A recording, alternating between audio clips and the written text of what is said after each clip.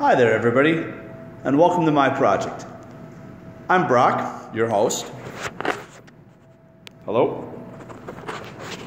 And this is my project. It's a house I'm redoing for my parents. We're in the latter stages of our project here, and today, and yesterday, and the day before, and probably tomorrow, and many days afterwards, I am painting trim. Lots and lots of trim. A whole house full of trim. Paint some trim, put up some trim. Paint some trim, put up some trim. So along the way, since I haven't really done a lot of painting before, I'm learning a lot of really valuable lessons. Drop cloths, first of all. Go to Harbor Freight. Buy yourself some cheap cloth drop cloths. These are on sale for like $7 to $8 a piece. They're 12 feet long. Get a bunch of them. I've got to go pick up some more myself. They'll protect your area from being a mess. You can reuse them because they're cloth. They don't pick up dust like plastic, and they stay put, unlike plastic.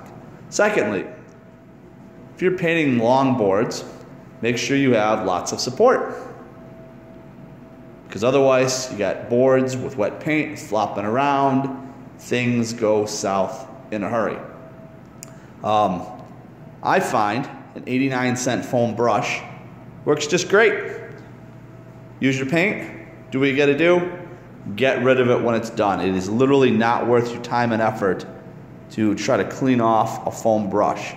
I compared that to a regular bristle brush, and I didn't find a whole lot of difference in this. Now, people that are really into painting, I'm sure will tell you a better brush will work great. Well, I'm painting raw wood, and I'm doing a lot of priming. And so far as I can tell, seems like an 89-cent foam brush for a first coat is a real time and money saver. Have a whole bunch of paper towels ready on hand. Have some cleaning cloths on hand. Messes will happen. And take your time. These are poplar boards. Now the ones I did today are raw wood. The ones I started with are pre-primed. I have not found a huge difference to justify the pre-primed boards over the raw wood boards, because the pre-primed boards, the pre-primed poplar boards do not seem to have a very good primer on them, and they're expensive. The non-pre-primed poplar boards are much cheaper. And if you have to do more than one coat to begin with, why not buy the cheaper boards? It's same good quality. It's poplar, it's not pine, so you don't have to worry about knots. It seems like the pre-primed, I'm gonna try to do this right, the pre-primed poplar boards sell at a higher price, mainly for their convenience. Well, save yourself some money, do some painting. It's not going to really change things. You might as well come out better in the pocketbook. I'm using, for this priming, stock primer, Fast Prime, right off the shelf from Menards. Seems to work great, goes down easy. Stinks a little bit. Make sure you got good ventilation. And just take your time. Don't rush. I did the edges first, and then came back and did the front face. And then when it's all said and done, I'll choose which side I think looks best to go up. The upper side, since this is for upper wall trim, won't be visible, so I'm gonna have hopefully a better side and the side I don't care about. It's pre-planning.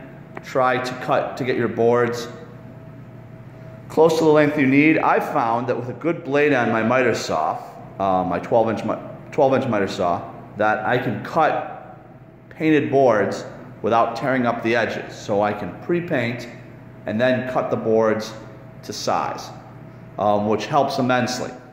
Some of you may disagree. I've also found in between sanding coats, or in between painting coats, a little bit of light sanding, a knockdown sanding, with like, let's see, what is this here? This is a 220. It's a sponge. Pick this up, a pack of these at Menards off the shelf. That makes a big difference in your finish. Your last coat will go on real easy. These are, as I said, these are all going to go up along the ceilings and all the upper edges. I'm going to use a thicker board down at the base. And right now I'm working in the bedrooms. The reason I go with the poplar and not the pine, and pine is substantially cheaper, although not by a whole bunch, is because the pine splinters, it's irregular, it can take paint strangely. Poplar is a beautiful wood to work with. If you haven't worked with it, it's like a mild hardwood, works great with a nailer, doesn't seem to split easily at all. It planes real easily if you have to scribe the boards to the ceiling or to a wall. It's got a beautiful look if you're leaving it exposed. And it takes paint very, very nicely. So that is my advice to you today. Hopefully some of these tips can help you in your own project. I'm Brock, and this is the house I'm working on. Have a good day.